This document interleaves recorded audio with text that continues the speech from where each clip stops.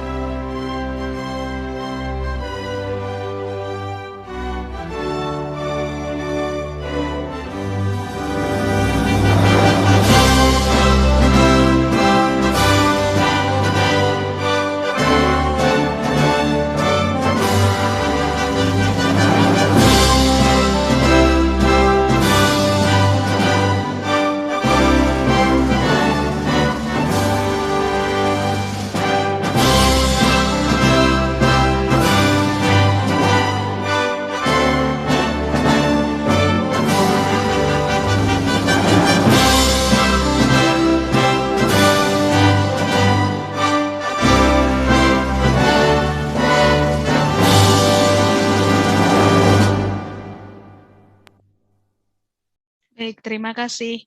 Untuk menyemarakan siang hari ini dalam perjumpaan kita akan kembali menggaungkan yel-yel kita, yel-yel luber, supaya kita semakin semangat dalam mengikuti kegiatan-kegiatan yang bertujuan untuk memajukan pendidikan kita. Kami mohon dari panitia untuk memutarkan yel-yel luber. Silakan Bapak Ibu bisa open mic.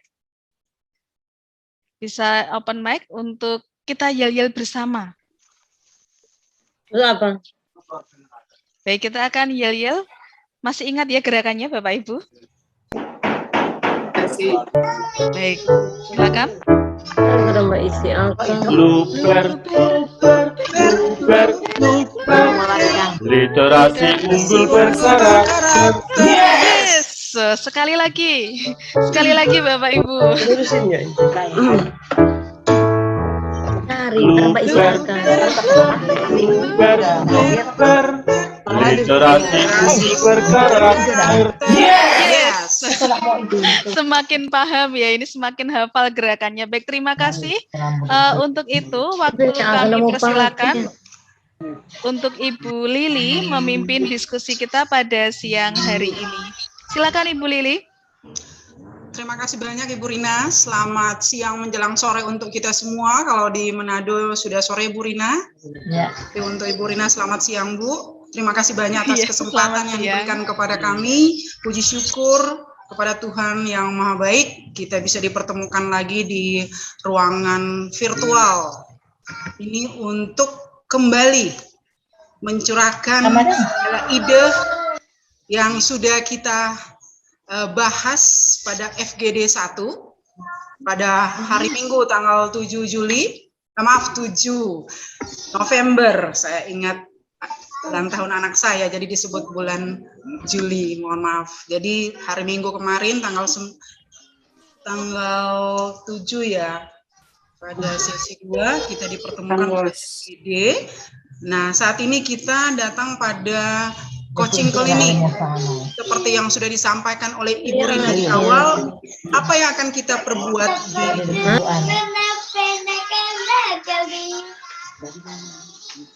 mohon maaf, boleh ya, terima kasih.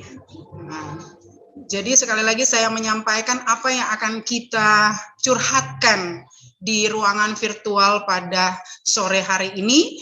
Seperti sudah disampaikan oleh Ibu Rina bahwa kita akan menyampaikan langkah-langkah apa yang sudah kita buat setelah kita mengikuti FGD pertama, apa yang kita lakukan dengan teman-teman guru di sekolah kita masing-masing, kira-kira apakah ada permasalahan atau kesulitan-kesulitan yang kita hadapi ketika kita telah merumuskan dengan teman-teman kita core value yang ada di sekolah kita yang kita sudah curhatkan pada saat FGD, budaya yang ada, apakah ada masalah-masalah yang kita hadapi.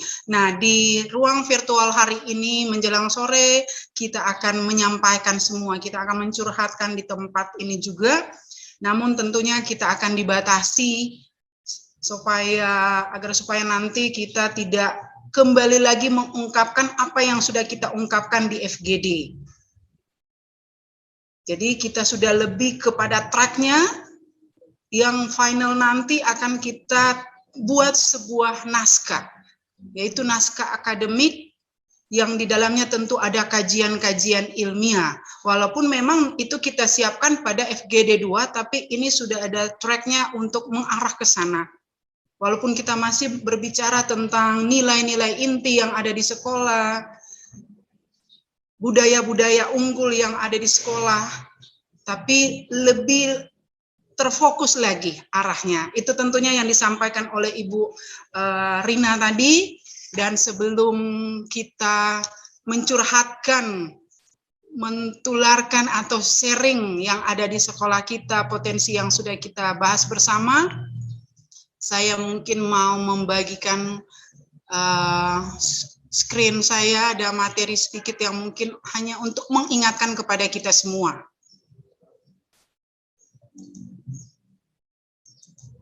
Sebentar ya. Ya, baik. Bapak Ibu, apakah bisa terbaca? Sudah terlihat screen yang saya bagikan?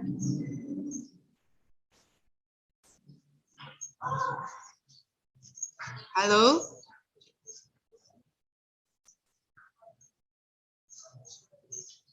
Sudah Ibu. Bisa? Ya, oke, baik. Saya hanya mau mengingatkan kembali. Ya, karena nanti curhatan kita beberapa waktu yang lalu di FGD, kita harus dokumentasikan ide-ide yang sudah kita tuangkan bersama, kita sudah perbincangkan dengan teman-teman guru dan tendik di sekolah yang kita sudah curahkan di saat FGD 1, kita harus dokumentasikan. Nah, tujuan dokumentasi tersebut tentunya menjadi sebuah kekuatan yang kelak akan disejarahkan. Artinya apa? Ketika kita membuat dokumentasi naskah akademik kita menjadi sebuah kurikulum, kita tidak berpikir hanya saat ini saja. 10 tahun ke depan tentunya kita berpikir ini satu sejarah untuk mereka yang akan menggunakan kurikulum yang sudah kita buat. Nah, ketika kita ingin membuat kurikulum, apa yang menjadi sumber-sumber penyusunan kurikulum ini? Saya yakin ketika kita mengikuti diklat kepala sekolah ya Bapak Ibu, kita juga mendapat materi yang sama, baik kami sebagai fasilitator 4 hari pertama, kemudian pada diklat kepala sekolah selama 6 hari, kemudian diklat instruktur sekolah, materinya hampir sama. Jadi saya di sini hanya mau mengingatkan supaya nanti ketika kita menyampaikan yang sudah dibuat oleh Bapak Ibu beberapa hari lalu, melihat lagi apakah benar sudah bertolak dari hal-hal ini. Ada 5 poin yang mungkin kami ingatkan lagi ketika kita ingin mendesain kurikulum. Pertama, kita bertolak dari kehidupan nyata sekolah. Sadar pasar. Artinya apa? Benar yang sudah Bapak Ibu ungkapkan pada FGD lalu, kehidupan nyata yang ada di sekolah Bapak Ibu. Bapak Ibu mengangkat potensi-potensi sekolah, budaya sekolah yang mungkin Bapak Ibu sudah jalankan, keunggulan-keunggulan sekolah yang sudah ada di sekolah, itulah yang menjadi tolak ukur pertama. Kemudian nilai-nilai inti yang memang kita gali bersama teman-teman guru dan tendik di sekolah sudah diungkapkan berdasarkan apa? Diambil dari kongregasi atau keuskupan ataupun yayasan kita, baru ke sekolah kita masing-masing yang mempunyai santo santa pelindung, ya kan, menjadi nilai inti yang sudah kita ungkapkan pada FGD lalu.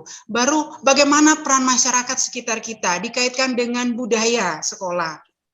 Seperti kami, SMP Katolik Gonzaga, di Tomohon, tapi bukan hanya suku Minahasa yang ada di sekolah kami. Anak-anak kami, orang tua kami bukan hanya dari suku Minahasa saja, bahkan ada dari Sangihe, ataupun bahkan ada dari Papua, karena sekolah kami ada asramanya, sehingga cukup banyak juga anak-anak Papua yang bersekolah di kami. Jadi kita harus memikirkan juga unsur-unsur budaya tersebut, dikaitkan dengan 7 unsur budaya Kuncara Ningrat yang harus menjadi tolak ukur Luber, program Luber, literasi unggul dan berkarakter, bagaimana pola pikir, pola perasaan dan tindakan kita. Kemudian bersumber pada kebutuhan anak, kontekstual ruang, waktu. Anak-anak kita punya kebutuhan apa? Kita gali dari minat bakat mereka. Tidak hanya seperti itu, ketika kita mau mengarahkan minat bakat mereka, kita tentu harus mengetahui perkembangan psikologis anak-anak kita. Dan tentunya culture juga dari anak-anak. Kemudian yang terakhir, sumber penyusunannya apa? Yaitu pengalaman kurikulum sebelumnya. Yaitu tentunya kurikulum yang sementara kita gunakan sekarang. Kita masih pada kurikulum 2013. Namun ketika COVID-19, kita ada yang namanya kurikulum darurat, tapi sebenarnya intinya tetap adalah kurikulum 2013. kita akan melihat apakah kurikulum ini sudah adalah yang terbaik. Tapi bertolak dari hal-hal di kurikulum 2013, tentunya tetap kita akan mampu untuk mengembangkan atau mendesain kurikulum operasional kelak nanti kita ya akan menjadi kurikulum satuan pendidikan kita. Jadi itu untuk sumber. Nah, kita melihat tentunya ketika kita membuat satu desain, kita tentu berpikir akan standar mutunya. Jadi, kurikulum yang akan kita buat ataupun diawali dengan akademik ya, naskah akademik, kita sudah menggali nilai-nilai inti yang ada di sekolah, keutamaan Santo Santa Pelindung kita, baru kekhasan identitas sekolah Katolik. Dan kita sangat bersyukur bahwa Yayasan Pendidikan Katolik dari ketua yayasan kita sudah menurunkan sebuah buku berupa sebuah modul juga bisa dikatakan seperti itu. Di dalamnya ada rencana strategis Renstra dari YPK yang kalau kita sudah baca kita bisa melihat di dalamnya sudah dituangkan juga, dan memang kita sudah membahas sebelumnya nilai-nilai inti itu kita utamanya dapat dari yang sudah diturunkan oleh yayasan. Tinggal kita jabarkan sesuai dengan sekolah, keberadaan sekolah kita. Dan kita bicara juga tentang budaya sekolah. Tentunya budaya sekolah tadi kembali lagi dikaitkan dengan suku-suku yang ada di sekolah kita, lokal, sifatnya lokal. Sifatnya lokal, nah, tujuannya nanti apa? Tujuan ke depan ketika kita mampu mendesain sebuah naskah akademik yang akan menjadi kurikulum satuan pendidikan kita, harapan kita bahwa peserta didik, lulusan kita, itu menjadi seorang yang memiliki karakter unggul. Karakter unggul bisa kita lihat seperti apa di dalam ya, itu yang kita sudah kaitkan nilai-nilai intinya, sudah ada keutamaan dari Santo Pelindung, bahkan kita memasukkan yang wajib, bahwa kita harus mengintegrasikan profil pelajar Pancasila karena kita menyiapkan tahun 2045 ya, generasi emas untuk anak-anak kita. Kemudian saya juga mau mengingatkan tentang bagaimana sih idealismenya sebuah kurikulum. Idealisme sebuah kurikulum ya, kita sudah mengawali dengan berbincang-bincang dengan teman-teman di sekolah, guru-guru tendik, kita petakan. Jadi ada pemetaan di sini. Ada pemetaan dengan landasan-landasan yang harus kita gunakan, kajian-kajian yang harus kita pergunakan sebagai kajian teoritis juga. Baru kita harus buat penelitian, sehingga kita harus membuat kajian ilmiah. Nah, nanti kalau sudah terjadi ini akan menghasilkan suatu naskah akademik yang baik dan tentunya benar. Nah, kemudian saya mau mengingatkan juga landasan kurikulum yang ada. Ada landasan spiritual, sosiologis, antropologis, kebijaksanaan tentang pendidikan berupa filsafat dan lainnya, ilmu pengetahuan teknologi dan seni, kemudian landasan sosiologisnya. Mendetailnya tentu akan kita lihat, kita bahas bersama. Jika memang masih ada keraguan, saya pun demikian Bapak Ibu Kepala Sekolah, saya sama dengan Bapak Ibu, melangkah sama, cuma dalam hal ini kami mendapat tugas agak berbeda, tapi sebenarnya tujuan akhir sama, kita akan membuat satu naskah akademik. Kita akan mendesain kurikulum yang akan digunakan oleh sekolah kita masing-masing, sehingga kita ketika kita melewati semua dengan kajian, dengan aturan-aturan yang ada, kita mampu mempertanggungjawabkan ke yayasan, ke YPK, ataupun ke dinas. Yang sudah kita buat ini, kita sudah melewati hal-hal ini, bukan hanya dengan sekedar saja, asal saja kita buat. Jadi mungkin ini yang saya mau ingatkan, karena tentu saja di Diklat Kepala Sekolah kita sudah mendapatkan semua materi ini.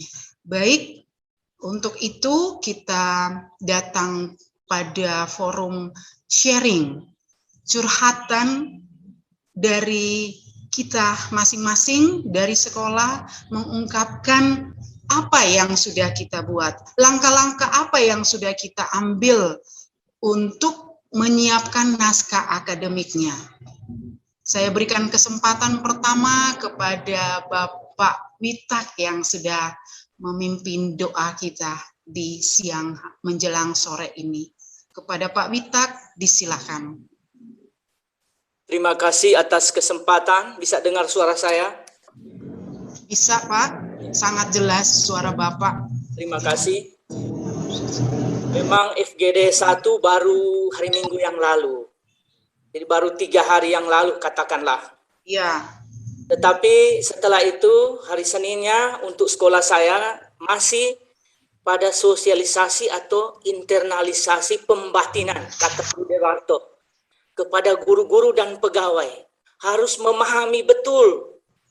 Memahami dulu baru bisa melaksanakan. Merubah mindset. Bahkan tadi pagi pun penyampaian kepada guru-guru, pegawai, dan juga para siswa. Internalisasi atau pembatinan. Komitmen untuk merubah mindset. Jadi setelah FGD 1 kita masih pada merubah mindset dengan penyampaian nilai-nilai sekolah dan budaya sekolah. Dan saya pertegaskan lagi untuk nilai sekolah saya memang seperti yang dikatakan waktu lalu, ada yang diambil dari yayasan, dari Renstra, bahkan ketua yayasan juga bilang di grup itu, ambil dari situ, kemudian ditambah dengan yang sekolah punya.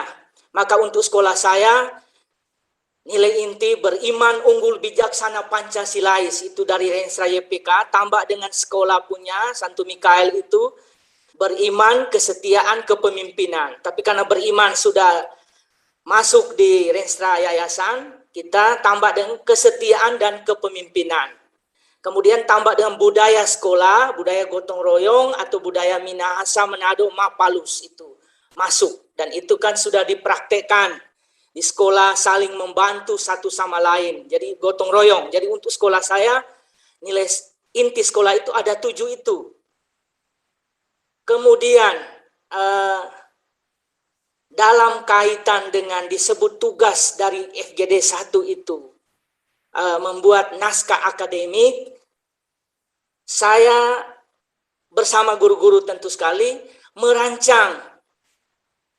Belum tahu dari Ibu Lili sebagai fasilitator atau narasumber, seperti apa itu sistematikanya. Karena ini tugas dari FGD 1.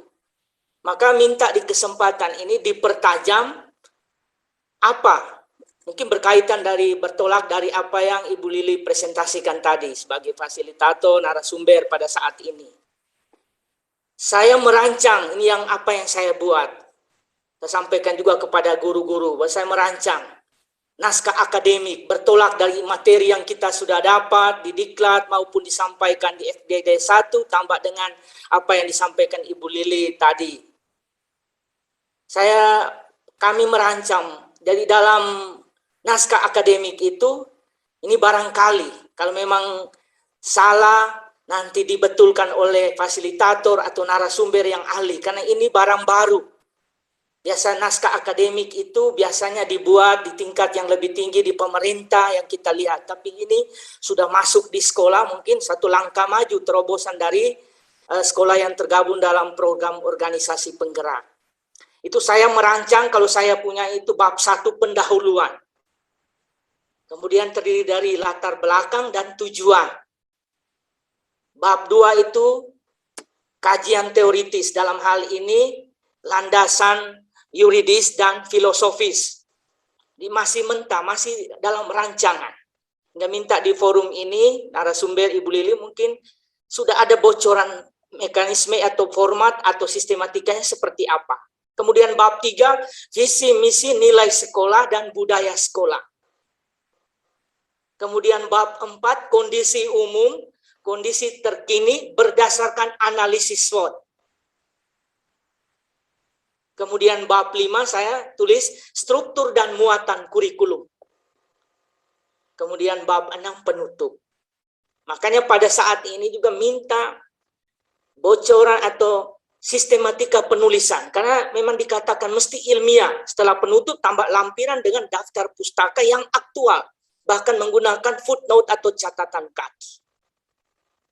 Jadi itu yang apa yang kami buat setelah FGD 1, lalu sudah internalisasi bersama guru-guru, kemudian rancangan dari naskah akademik itu. Itu saja yang bisa saya sampaikan. Nanti kalau ada perkembangan bisa ditambah lagi kalau waktu cukup. Terima kasih. Terima kasih banyak Paulus. Wow. Ya Bu Rina, ini Pak Paulus sudah jauh loh Pak. Sebenarnya itu nanti FGD 2 ya Pak. Oh begitu. Iya.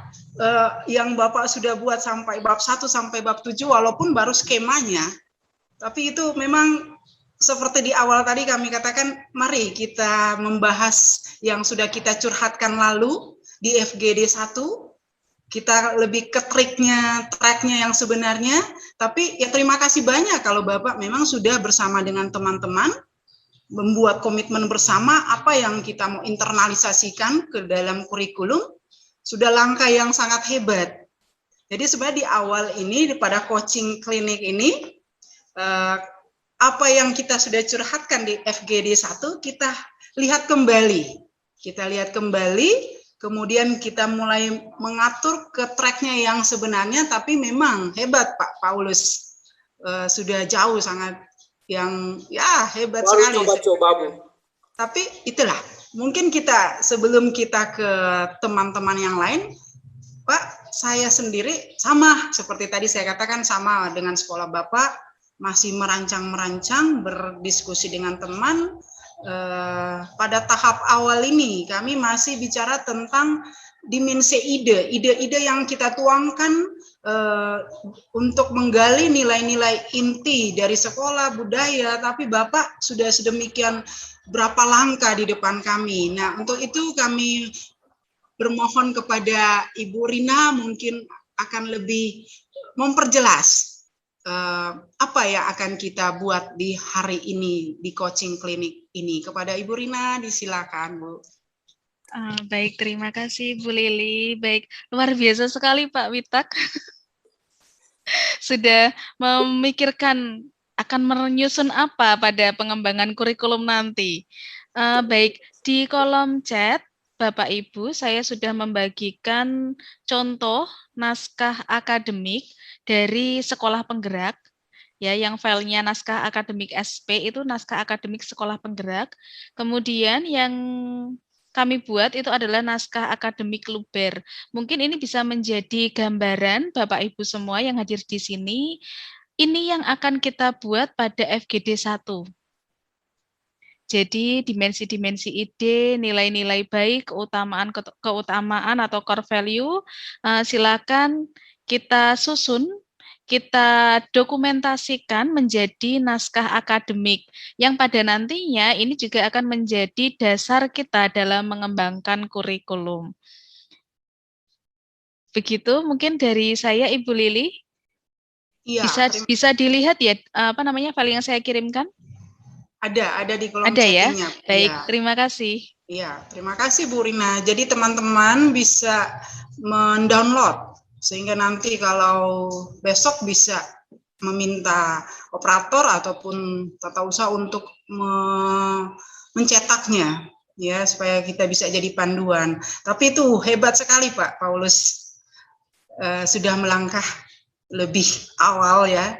Ya, nah tadi ya kita kembali, ini baru kita memperkuat ide-ide yang sudah kita sharingkan.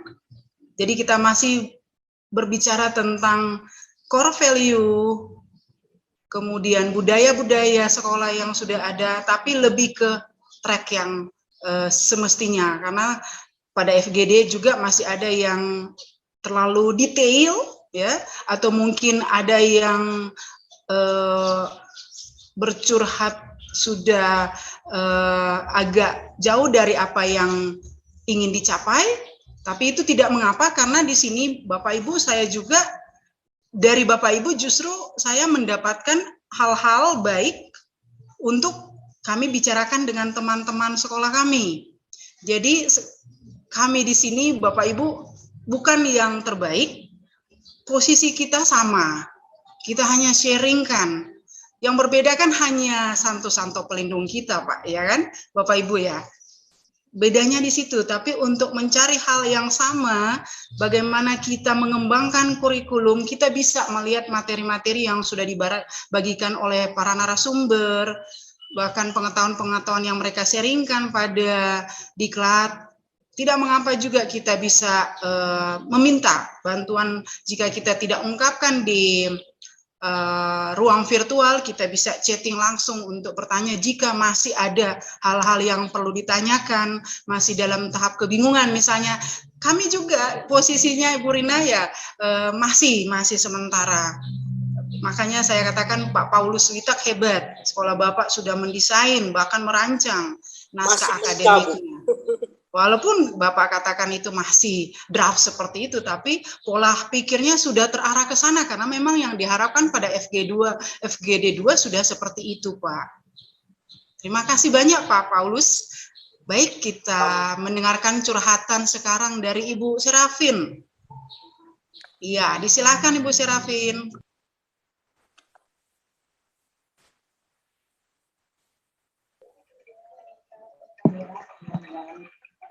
Oke, baik. Selamat sore. Salam sejahtera untuk kita semua. Bisa dengar suara? Kedengaran? Oke, terima kasih. Yang saya hormati, Mbak Rina, juga fasilitator yang cantik, Ibu Lili, dan teman-teman kepala sekolah yang hadir dalam virtual siang hari ini, bahkan mungkin ada instruktur sekolah. Selamat sore, baiklah. Saya akan menyampaikan apa yang sudah kami lakukan setelah melewati diklat, juga sampai dengan waktu tanggal 7 yang lalu. Memang kalau ditanya apa yang sudah kami lakukan, iya, kami memulai dengan merefleksi dari materi-materi yang kami dapat, kami bawa ke staf guru dan pegawai yang ada di sekolah. Sebagai bahan refleksi, paling tidak kita akan mengevaluasi hal-hal yang sudah menjadi aturan yang harus dilaksanakan, nilai-nilai keutamaan yang harus dilaksanakan, bahkan ada yang mungkin sudah mulai terabaikan. Jadi dengan melibatkan semua PTK yang ada, kita berefleksi. Pertama menyangkut nilai-nilai keutamaan yang ada di sekolah. Mana yang masih eksis, yang masih tetap berjalan kontinu, ataupun ada yang memang semulai bergeser gara-gara mungkin pandemi dan lain-lain. Namun sebelumnya, saya juga sudah mulai, walaupun baru draft, tidak sejauh Pak Witak, orang kepala sekolah yang hebat, ini masih draft-draft semua, masih dalam bentuk coretan, mengawali dengan sejarah sekolah, letak sekolah, keadaan guru, baru keadaan siswa, latar belakang keluarga, itu baru coretan-coretan semua, kekuatan dan kelemahan, peluang yang ada di sekolah kita, itu yang mulai kita rinci-rinci. Nanti sebentar mungkin ketika dalam mendesain kurikulum nanti, mungkin itu tinggal kita tambah-tambah untuk kesempurnaan. Nah, tentunya perlu disampaikan bahwa untuk Hati Kudus yang letaknya ada di Karombasan, Paroki Hati Kudus Karombasan, Hati Kudus Yesus Karombasan dengan keadaan siswa yang berlatar belakang berbeda-beda, dari suku Minahasa ada, dari kota Manado ada, dari Talaut ada, dari Gorontalo bahkan ada. Karena kebetulan sekolah kami itu berdekatan dengan pasar. Berdekatan dengan pasar, berdekatan dengan rumah sakit, berdekatan dengan SPN. Jadi di situ banyak terkumpul keluarga-keluarga yang berasal dari macam-macam suku yang dipercayakan bersekolah di sekolah kami. Dan juga ada dari siswa-siswa kami yang memang banyak juga dari luar Manado, Kalilotak Warembungan, Pineleng, dan sebagian Winangun Karombasan. Itu memang lebih juga banyak yang Minahasa. Nah, dengan melihat kondisi yang ada, kita mulai melihat peluang-peluang dan apa-apa yang bisa kita masukkan dalam naskah akademik berkaitan dengan kondisi sekolah yang ada. Nah, kalau kita lihat dari kondisi yang ada, memang dari segi letak sekolah kita punya kekuatan karena terletak di tempat strategis.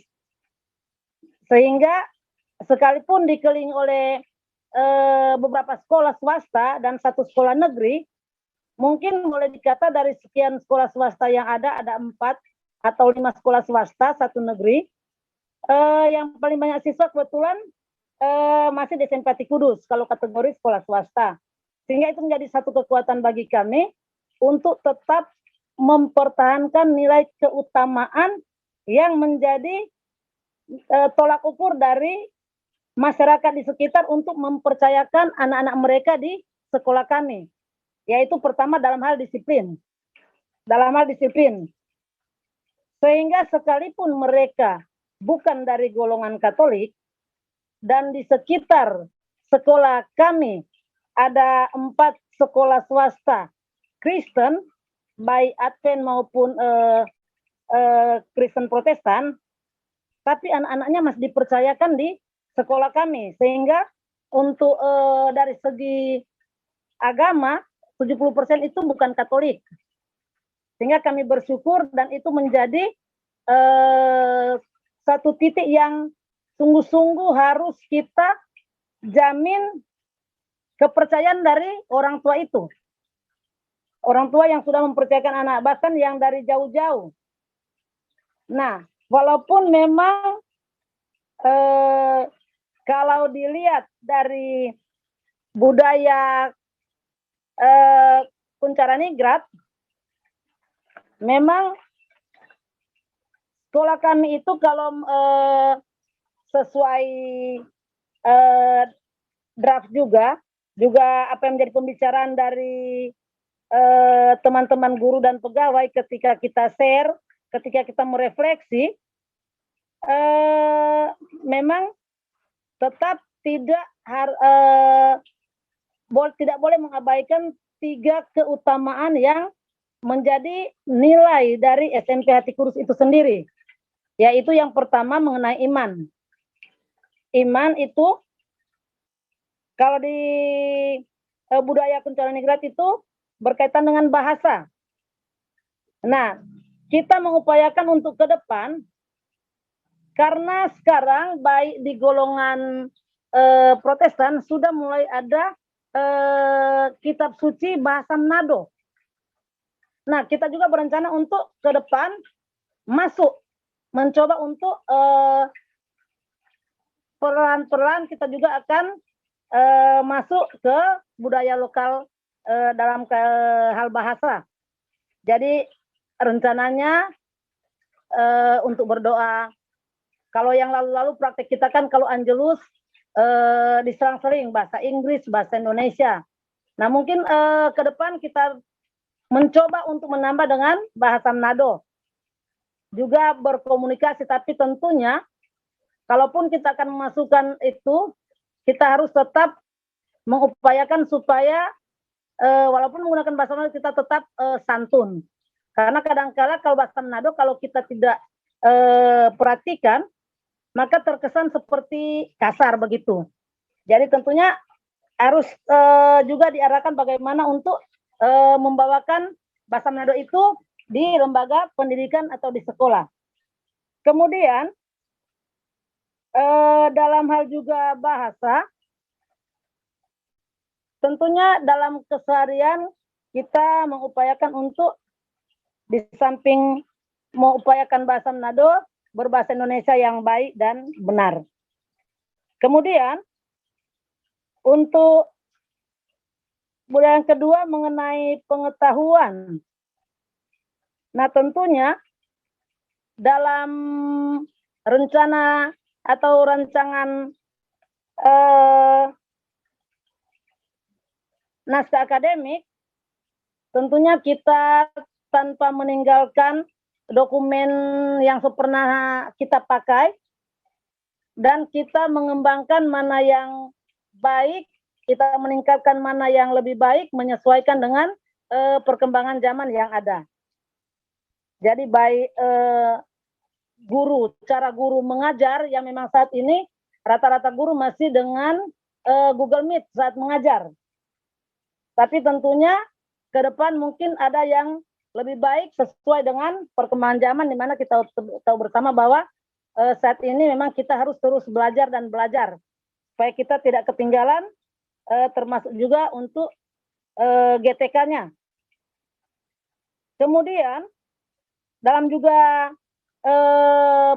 pengelolaan untuk pengetahuan ini, kita berusaha untuk tetap melakukan sesuai dengan aturan, apalagi misalnya jadwal tata tertib yang ada, ketepatan dalam melaksanakan pembelajaran dan sebagainya, maka itu harus dilaksanakan dengan benar. Kemudian menyangkut dengan yang ketiga mengenai organisasinya. Nah, kita tahu bersama di sekolah itu adalah kita semua merupakan satu keluarga yang besar di sekolah, sehingga tetap diupayakan untuk kehidupan di sekolah itu harus menunjukkan bahwa kita sebagai satu keluarga, sehingga diupayakan untuk tetap menghindari hal-hal yang menimbulkan perselisihan sesuai dengan nilai-nilai keutamaan yang ada melalui visi misi dan teladan dari pelindung sekolah, yakni Hati Kudus Yesus. Jadi menghindari bully, menghindari perselisihan, menyelesaikan permasalahan ketika terjadi di sekolah, pulang harus selesai, tidak boleh ditunda.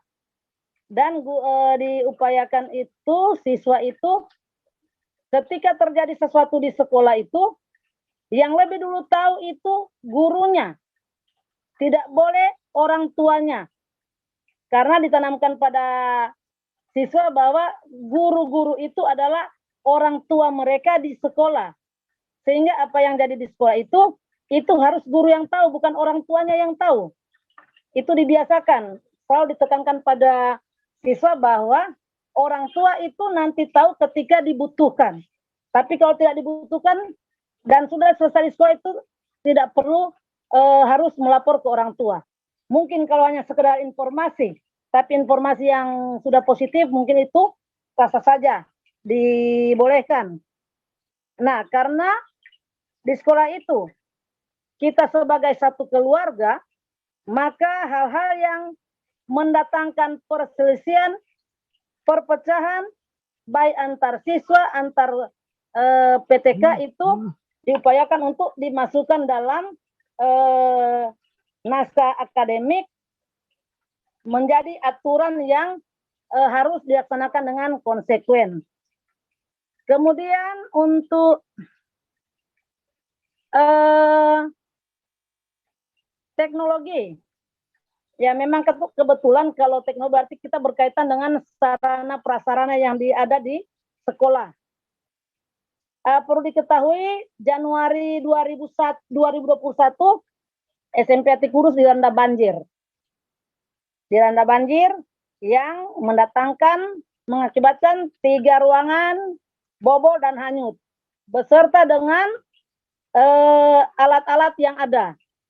Sehingga boleh dikatakan kalau saat ini memang serba kekurangan. Tetapi tentunya kita tidak akan terpaku pada kekurangan itu dan tidak mengurangi semangat. Kita tetap berusaha di tengah keterbatasan. Kita akan berjuang untuk sesuatu yang lebih baik demi anak didik kita dan lembaga yang kita cintai. Oleh sebab itu memang kalau berbicara alat-alat komputer, ada yang hanyut, ada yang expire, rusak, dan mudah-mudahan akan ada bantuan sehingga niat dari kami para guru untuk kemajuan di bidang IT untuk anak-anak itu boleh tercapai. Dan kemudian juga berbicara juga dengan Sapras, itu alat kesenian, baru alat-alat lab IPA, walaupun belum lengkap, tapi tidak sempat lengkap sudah hanyut. Sudah hanyut semua, jadi memang mulai dari nol ini. Syukur kepada Allah, yayasan sudah membuat 2 ruang, walaupun belum ada meja. Tapi karena sebagian meja juga hanyut. Jadi itulah untuk sarana prasarana, tetapi sekali lagi tidak akan memupuskan semangat kami para guru. Kami akan berusaha dengan cara mungkin akan menggalang dana yang tentunya tidak menimbulkan hal-hal negatif, dan segala sesuatunya nanti tentunya dilakukan dengan transparan dan akuntabel supaya tentunya apa yang menjadi harapan itu bisa terlaksana. Kemudian diupayakan juga untuk pelaksanaan setiap program baik ekstrakurikuler, intrakurikuler, kokurikuler itu dilaksanakan dengan baik, dilaksanakan benar, diupayakan untuk tetap berjalan sekalipun dalam situasi yang agak sulit. Nah, kalau mau lihat juga dengan ekonomi orang tua memang ya bukan, kalau cek waktu pendaftaran juga dengan formulir yang mereka masukkan biodata, memang ekonominya itu menengah ke bawah, 1-2 yang pegawai lah.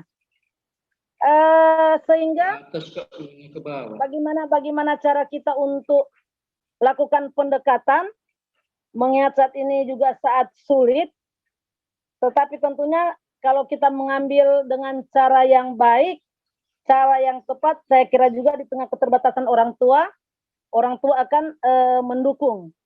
Sehingga nantinya rencana untuk menutupi segala kekurangan akibat banjir, kami juga akan mengupayakan melibatkan orang tua untuk membantu dalam pengadaan. Selain juga dari BOS tentunya yang mungkin dapat juga membantu sebagian. Jadi itu dari keberadaan orang tua yang menengah ke bawah, bahkan ada yang dari panti asuhan, itu kita coba memasukkan peran orang tua nantinya dalam membantu sekolah untuk mendapatkan sarana prasarana yang lebih memadai lagi. Kemudian untuk religius,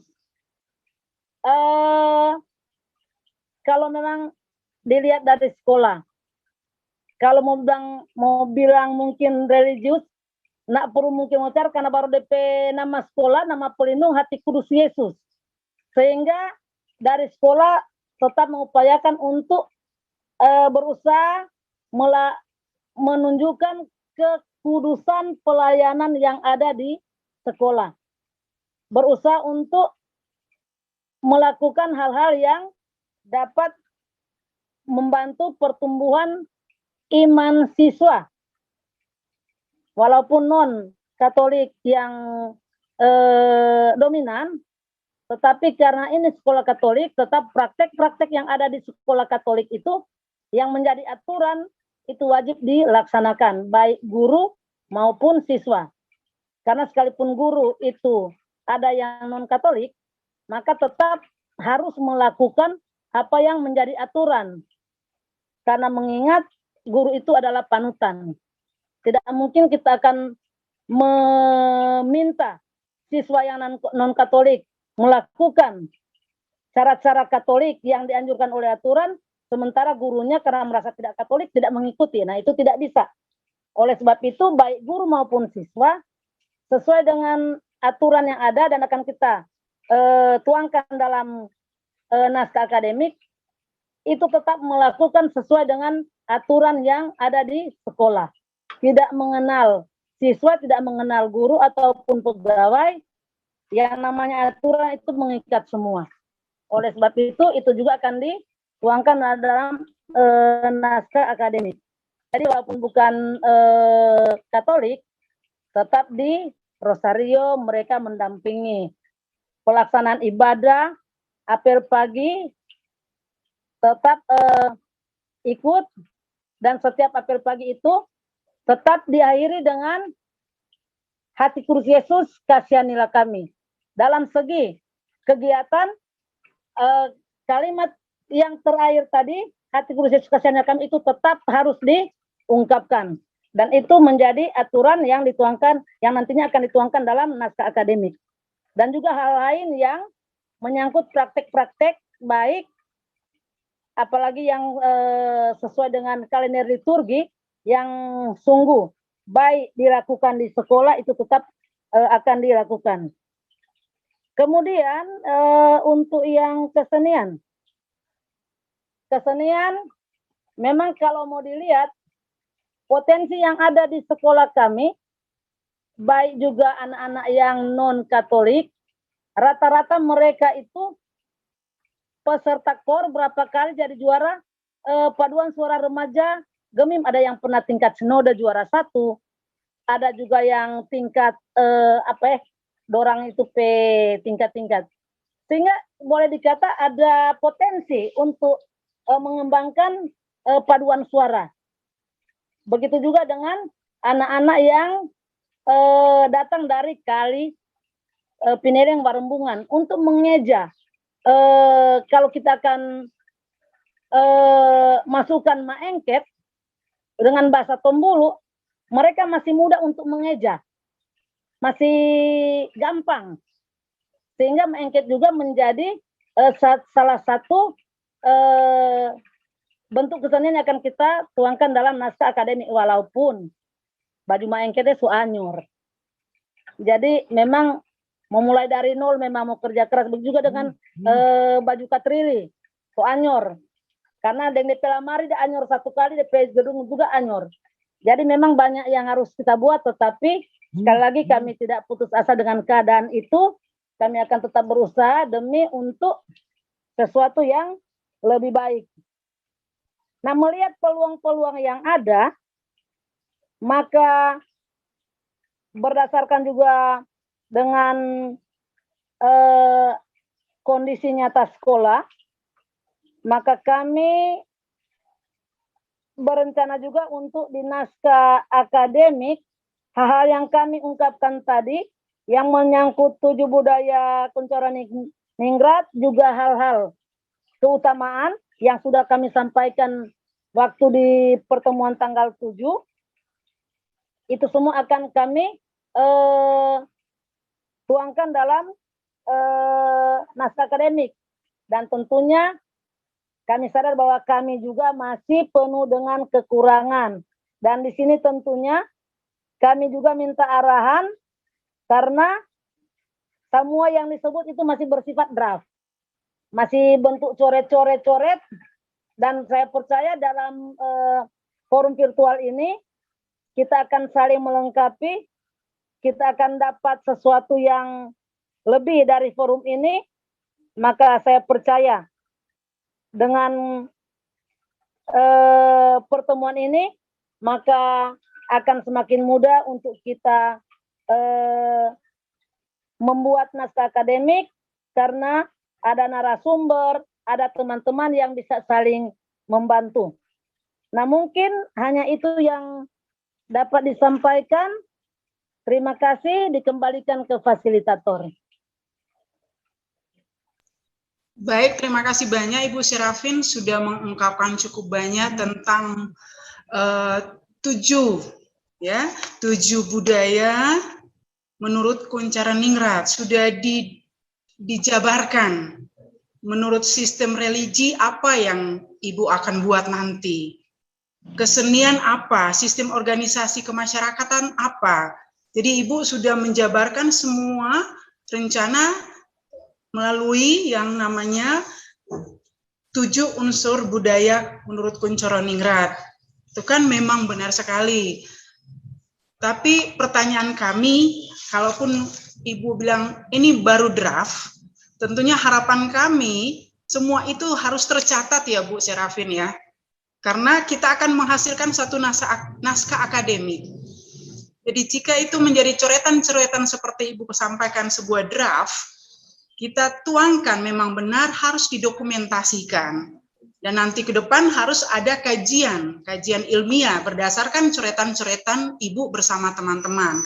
Karena kalau kita melihat dari dimensi kurikulum, bahwa apa yang Ibu sudah sampaikan sudah sampai pada dimensi kurikulum yang kedua. Pertama itu kurikulum adalah suatu ide atau gagasan. Sudah diperoleh bersama teman-teman Ibu di sekolah. Kemudian kurikulum itu suatu rencana tertulis. Jadi di garis bawahi rencana tertulis. Jadi apa yang Ibu sampaikan itu harus tertulis yang sebenarnya. Nanti ketiga, bahwa itu nanti kurikulum nanti itu sebagai suatu kegiatan.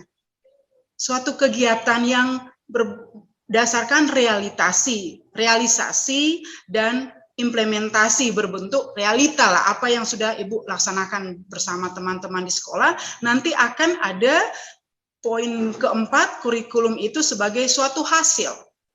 Jadi memang benar apa yang sudah Ibu sampaikan tadi, kami juga sebagai fasilitator masih sama, melakukan hal yang sama dengan Ibu. Bahkan Ibu hebat, sudah membagi. Tidak apa-apa Bu, sebagai draft, justru di saat ini, di ruangan virtual ini, kita sharing, kita akan saling melengkapi. Apakah yang Ibu sudah buat ini sudah benar, sudah baik. Walaupun kita pahami bersama bahwa kalau bahasa para narasumber, tidak ada yang benar dan salah di sini. Katanya ya, kita mencari hal-hal baik, hal-hal unggul yang ada di sekolah kita berdasarkan santo-santo pelindung kita. Baru kita juga harus memahami bahwa kita nanti akan menciptakan lulusan yang memiliki profil pelajar Pancasila.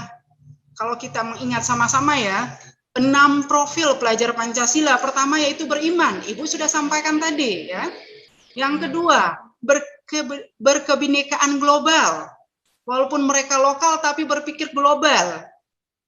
Baru gotong royong, benar, bekerja sama ketika Ibu mengalami banjir ya sekolah. Apakah Bapak Ibu guru di sekolah Ibu dengan anak-anak hanya diam atau masyarakat di sekitar hanya diam? Tetap saling membantu, gotong royong, mandiri, bernalar kritis, itu yang kita mengharapkan ketika nanti guru-guru kita mengadakan pembelajaran di sekolah, apakah kita mampu sebagai guru menciptakan anak yang bernalar kritis, atau yang biasa-biasa saja, tidak ada bedanya dengan anak-anak yang lain atau sekolah yang lain. Justru kan kita di sini akan membuat suatu kurikulum operasional yang unggul dengan sekolah-sekolah yang lainnya. Itu kan juga tujuan dari POP ini dilaksanakan ya. Ada satu tujuan meningkatkan kompetensi pendidik dan tenaga kependidikan. Baru yang keenam itu profil pelajar Pancasila yang kreatif. Apa yang Ibu sudah curhatkan pada FGD lalu, benar Ibu sampaikan bagaimana anak-anak Ibu, itu sudah benar. Tinggal bagaimana kita nanti mendokumentasikan, Bu. Ya, apa yang Ibu sudah curhatkan kita harus tulis semua. Tulis semua, kemudian kembali dengan teman-teman tim pengembang kurikulum, mana yang harus kita buat sebagai satu naskah akademik. Terima kasih banyak Ibu Serafin. Ya, kalau Pak Witak tadi kan malah sudah langsung hasil merancang satu naskah akademik bab 1 sampai bab 6 dan lampiran-lampiran. Nah, hebat, ya kan? Kita akan mengarah ke sana, Kalau saat ini kita masih menuangkan ide-ide yang sudah kita bahas dengan teman-teman di sekolah, mari kita tuangkan di coaching klinik ini. Mungkin akan ada tambahan dari Ibu Rina, teman-teman dari sekolah lain, sehingga akhirnya kita akan mendapatkan satu hal baik. Ini yang harus kita buat, ini yang harus kita masukkan di dalam naskah akademik. Tapi tetap diingatkan ya Bu, ya kita harus dokumentasikan, ya Bu ya. Ya, terima kasih banyak Bu untuk sharingnya dari Ibu Serafin. Kita lanjut kepada Ibu yang ada di Tondano, senior saya, Ibu Kristiani Paat dari SMP Santa Rosa de Lima. Disilakan Ibu. Ya, Ibu Lili. Terima kasih atas kesempatan. Terima kasih. Ya, selamat sore. Salam sejahtera untuk kita semua. Salam sehat. Kalau saya men-sharingkan apa yang saya sudah lakukan bersama para guru dan tenaga pendidikan di sekolah, memang belum sangat-sangat baik, belum sangat-sangat maksimal, tapi kami sudah mencoba.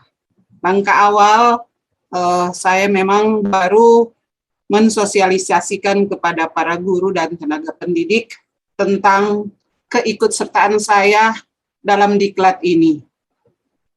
Nah, saya jelaskan bahwa sekolah kita dalam rangka mendukung program dari Mas Menteri untuk Merdeka Belajar, maka sekarang ada satu program, bahkan di seluruh Indonesia, sekolah-sekolah akan membuat kurikulum sendiri. Nah, apabila kita akan membuat kurikulum sendiri, kalau ya hasil dari diklat ini tentu ada banyak hal yang harus kita lakukan. Yang pertama, tentu kita tidak mengabaikan tujuan pendidikan nasional. Kita berangkat dari sana, kemudian saya jelaskan tentang bagaimana kita menjabarkan tujuan pendidikan nasional disinergikan dengan tujuan Yayasan Pendidikan Katolik kita untuk kita jabarkan ke tujuan pendidikan sekolah. Itu yang saya jelaskan dulu. Kemudian langkah selanjutnya saya menjelaskan ataupun bertanya menggali kepada teman-teman guru tentang pengalaman-pengalaman indah yang mereka sudah lakukan, dan di sana saya mendapati bahwa apa yang dilakukan oleh sekolah bersama guru itu sudah ada gambaran bagaimana nilai-nilai kehidupan dari Santa Pelindung kami, di mana Santa Rosa de Lima Tondano, Santa Rosa de Lima itu adalah seorang wanita yang cantik, penuh keramah tamahan, bijaksana, suka beramal, dan seterusnya.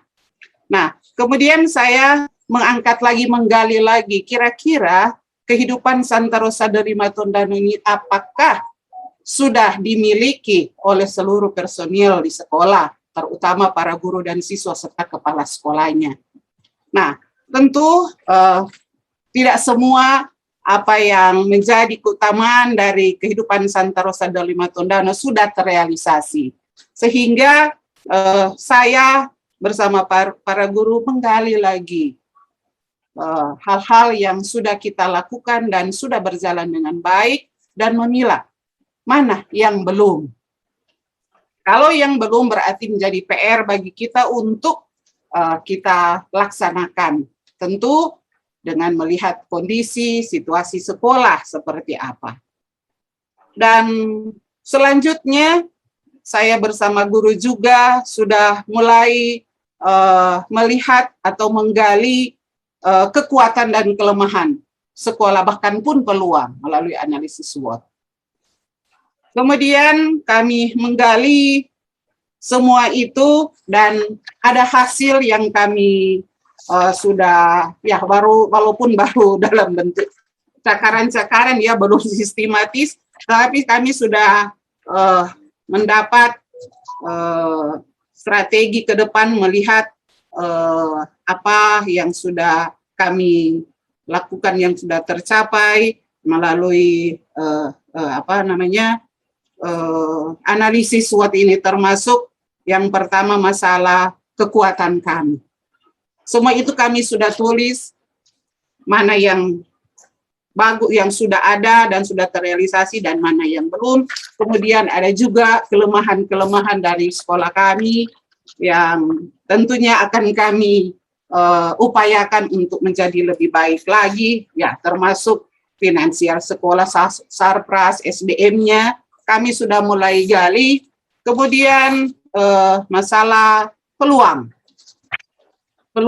untuk tentunya untuk SDM, sarpras, dan lain-lain. Kami tetap sudah mencoba untuk menggalinya semua itu, dan apa yang belum begitu baik, yang pasti kami upayakan lebih baik lagi melalui kurikulum yang kami akan rancang. Kemudian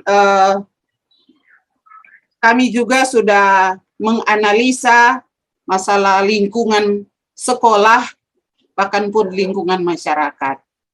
Lingkungan sekolah tentunya masalah siswa-siswa.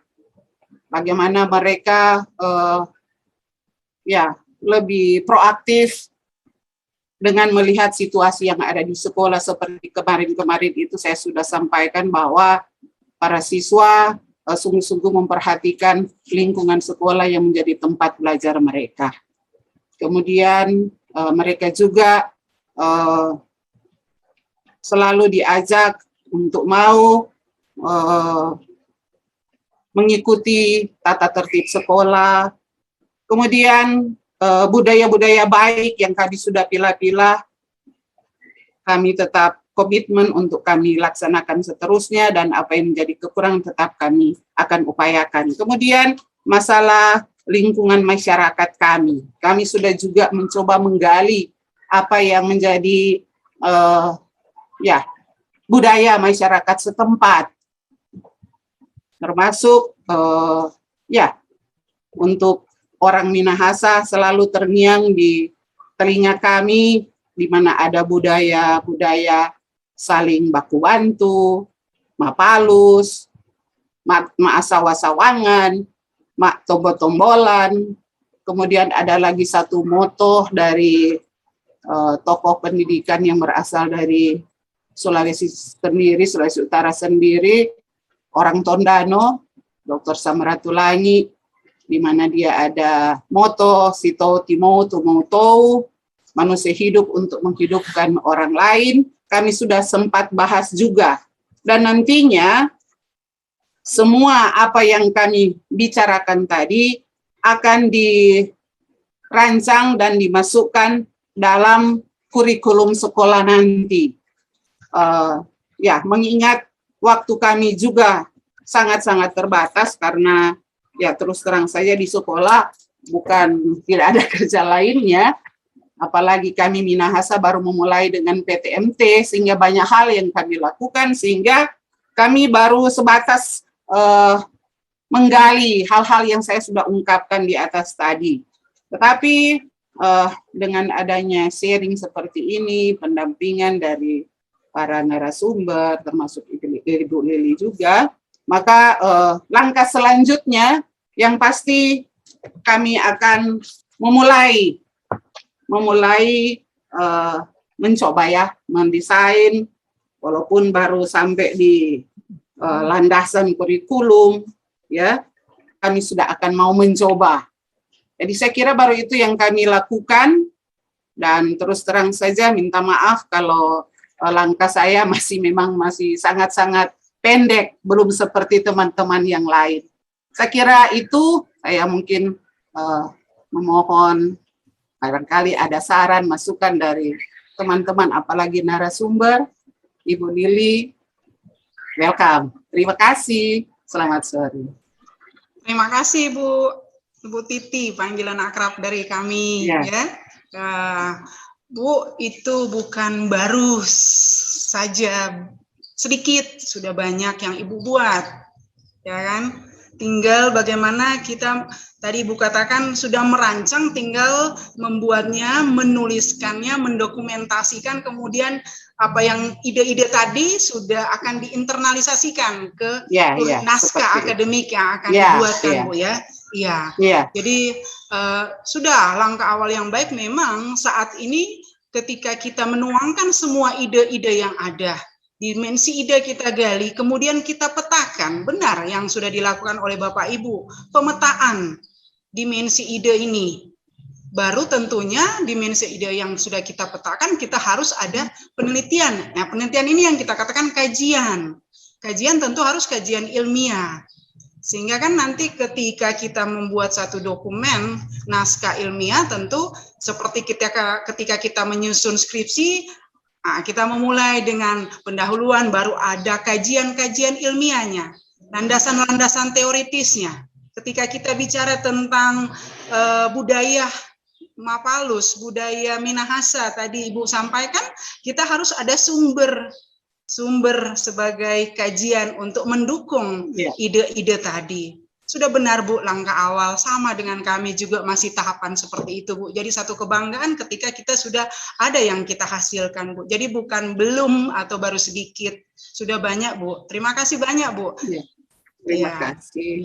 Sebelum kita lanjut ke sekolah lain, mungkin saya akan sharekan, karena tadi Ibu Titi mengatakan mencoba membuat kurikulum sendiri. Kita wajib untuk membuat kurikulum KTSP. Baru bilang KTSP berarti memang benar, kurikulum sendiri, sekolah sendiri, satuan pendidikan. Jadi saya share sedikit ya, mengingatkan kepada kita semua. Sama, mengingatkan juga kepada saya, apa yang harus kita buat, termasuk juga mungkin kita sudah membuatnya, sementara kita membuat, sudah melakukan bersama teman-teman. Ketika kita ingin mendesain kurikulum yang sudah ada di sekolah, kan kita tinggal mengembangkan. Nah, di sini pasti di Bapak Ibu ketika mengikuti di kepala sekolah sudah mendapatkan materi ini. Tinggal kita mengingat kembali ketika saya dengan teman-teman di sekolah, apakah hal-hal ini memang sudah kita buat. Sehingga kita mampu membuat satu naskah akademik, langkah-langkah pengembangan kurikulum. Ada beberapa sekolah yang sudah mengatakan dari FGD 1 dan sebelumnya juga mengatakan bahwa sudah membentuk tim pengembang kurikulum sebagai langkah pertama. Tim pengembang kurikulum siapa saja? Bapak Ibu bisa lihat kan, ada administrator pendidikan, kepala sekolah dan wakil kepala sekolah dan teman-teman guru. Bisa kita juga mengundang ahli pendidikan, masyarakat, tokoh agama untuk kita masukkan, atau mungkin komite yang kita bisa percaya untuk membantu kita mengembangkan kurikulum yang ada. Baru di dalamnya tentu setelah kita kumpulkan, kita mencoba menggali ide. Tadi yang Ibu sudah sampaikan, Bapak Witak juga sudah sampaikan, Ibu Serafin juga sudah sampaikan. Ide-ide baik apa yang ada di sekolah kita masing-masing. Menurut ada beberapa pertanyaan-pertanyaan yang menuntun untuk menggali ide supaya lebih leluasa untuk kita menggali ide-ide teman-teman guru kita, masyarakat yang mungkin kita undang untuk mengembangkan kurikulum yang ada di sekolah. Baru ketika kita dimintakan ke depan untuk membuat dokumen kurikulumnya, seperti Ibu Titi sudah sampaikan, ada landasan kurikulumnya, menentukan model kurikulum yang akan kita gunakan, menentukan tujuan dan hasil yang akan dicapai. Baru kemudian ada struktur mata pelajaran seperti Pak Witak sudah sampaikan di bab 5, baru programnya, pengajarannya seperti apa, pembelajarannya seperti apa, sampai tentunya pada assessment. Baru mungkin kita bisa mengembangkan dengan membuat atau mendesain sebuah modul untuk siswa. Atau bahkan lebih hebat lagi jika kita bisa membuat sebuah buku siswa. Jadi ini saya hanya menyampaikan kembali untuk mengingatkan kepada kita semua, termasuk saya juga. Ketika kita mau mengembangkan kurikulum, langkah-langkah apa yang kita buat. Dan ketika kami mendengar di FGD 1 maupun coaching klinik hari ini, dari 3 sekolah yang pertama, kepala sekolahnya sudah menyampaikan hal-hal ini sudah demikian. Jadi memang sudah awal yang sangat baik, ya kan? Untuk hal ini saya mau minta Ibu Rina menanggapi. Silakan Ibu Rina. Baik, terima kasih Bu Lili. Saya rasa dari 3 sekolah tadi ya yang sudah menyampaikan pencapaiannya sampai dengan hari ini, saya terkejut karena ternyata ini sungguh luar biasa ya. Sudah sesuai dengan harapan kita bersama, apa-apa saja yang dicari, tinggal merumuskan dalam bentuk naskah akademik saja. Saya rasa bahan-bahan tadi sudah cukup untuk membuat draft, kemudian merumuskan dalam naskah akademik secara lengkap, begitu. Iya, benar sekali Bu Rina. Ya, sudah luar biasa. Ya. Surprise ya Bu Rina. Surprise, ya. Iya, it surprise me. And you also. Nah, itulah di sini kita men-sharingkan hal-hal ini mungkin dari sekolah lainnya. Oh, kita harus buat seperti ini. Jadi kita lanjut ke sekolah